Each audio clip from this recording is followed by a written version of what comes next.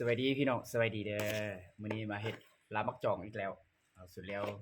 ใส่ซีนปลารอบนี้ใส่ซีนกบเนาะนี่มักจ่องเป็นที่เรียบร้อยแล้วเนาะเอามาใส่มะโลดนี่ข้าวเบื่อใส่หมดเลย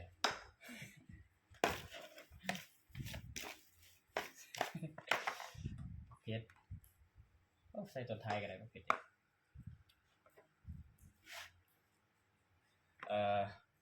sparks, flake like chili, peanut, eggplant มักเนี่ยหัวแล้วนี่แล้วก็สมุนไพร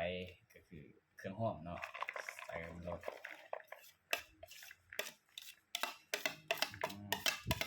โอ้เครื่องหอมนี่หลายกว่าสุดแล้ว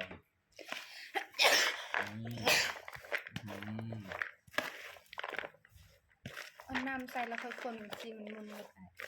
ฮะน้องต้องการบ่ให้อันได้มันมุนอยู่เนี่ยไอ้มักจองมันมุนมันแบบงงชุบน้อง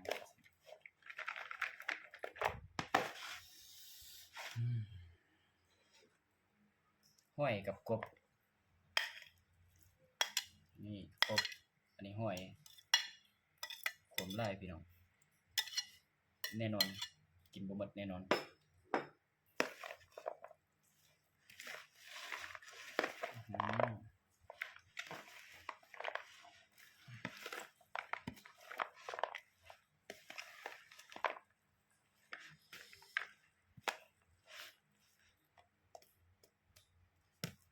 เผ็ดแห้ง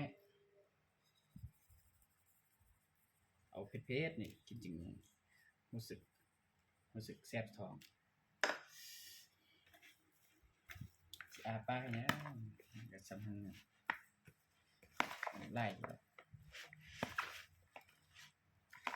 นี่บ่เห็นว่าเราเผ็ด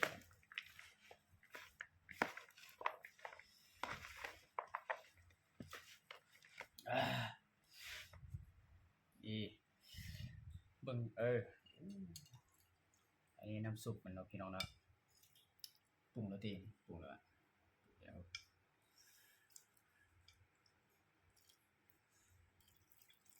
ยวสะใจใส่หมดเลยนี่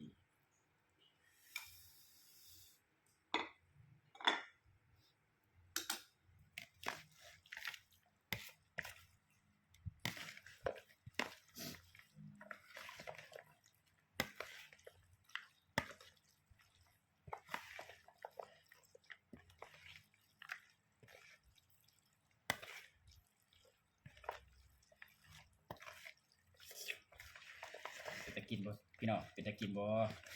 เป็นตะแซ่บบ่เน้นอย่างไม่ยังเนาะนี่ไปซิมก่อนอื่นหมดให้ไม่ครัวซิมก่อนโอ้ยจับตรบเลยแม่ครัวคนบ่มักดิบ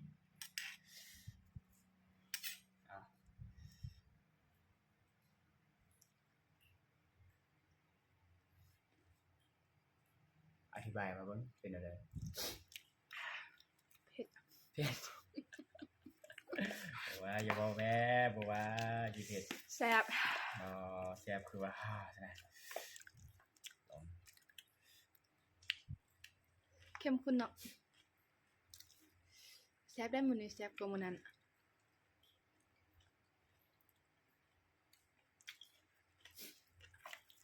มีน้ำซีอิ๊วบ่ใส่เกลือแม่เกลือวะถ้าบ่ใส่เกลือก็ใส่น้ำปลาน้ำปลาว่าลงแล้วเกลือเฮ็ดสูตรอินเดียบ่เอามือคนน้ำปลาพี่น้องใส่ลายเค็ม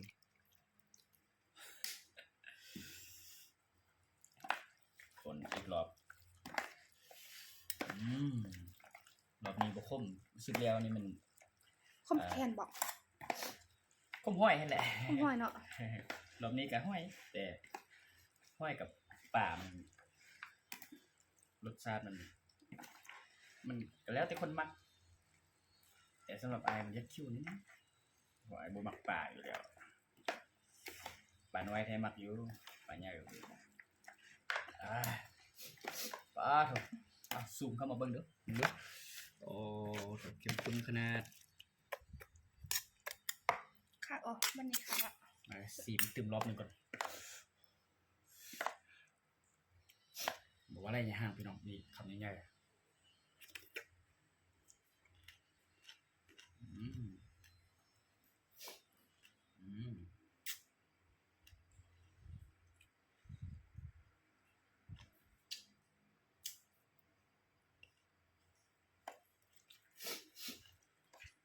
แซ่บ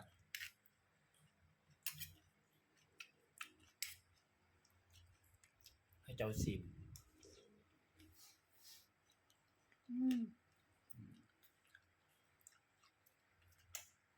แซ่บ โอเคเนาะตักเลยเนาะต้องใส่จานเลยแหละ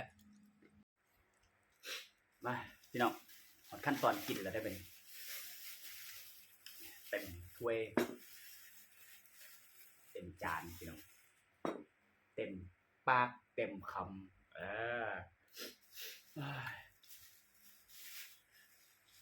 วันนี้ก็มีล้ามักจองแล้วก็มีนี่คะแนนปลาเสื้อของให้ปลาหมึกแห้งนี่มีข้ากบพร้อมโอ้โหได้ยินหรือบอลพี่น้องเนาะมาเด้อกินน้ำกันพี่น้องมาเด้อทุกคนกินข้าวหรือบอลเนาะนี่กำลังกินตอนนี้พอดี5 โมงกับ5 นาทีเข้าเซาได้นี่ เล็บมือ สวยเนาะ แซ่บกว่าห้อย เต็มปากเต็มคำ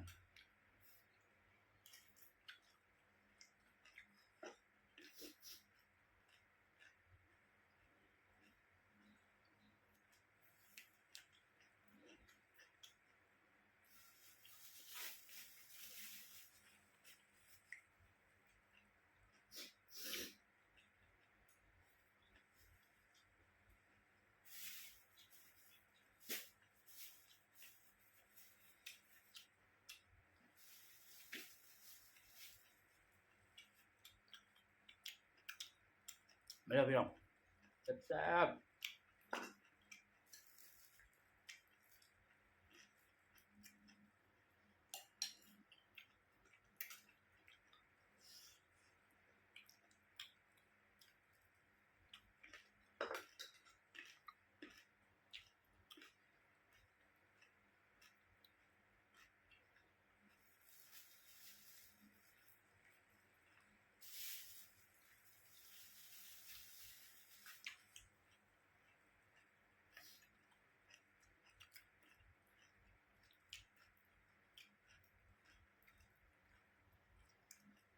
ได้แกงหัวมาสร้างเราเลย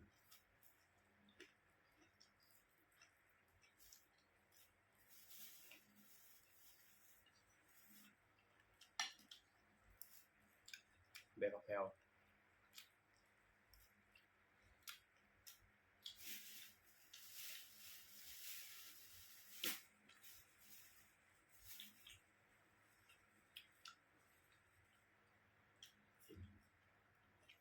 ฟินพี่น้อง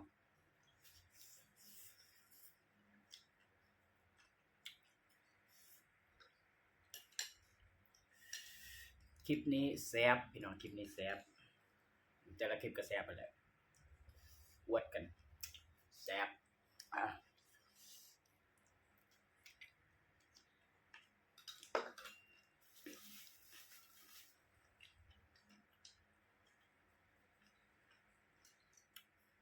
ฝากติดตามไว้พี่น้องเด้อคลิปหน้าจะพาเห็นเมนูแซ่บๆให้เบิ่งอีกในคลิปนี้สำนี้ก่อนกินข้าวแซ่บๆก่อนสวัสดีเด้อ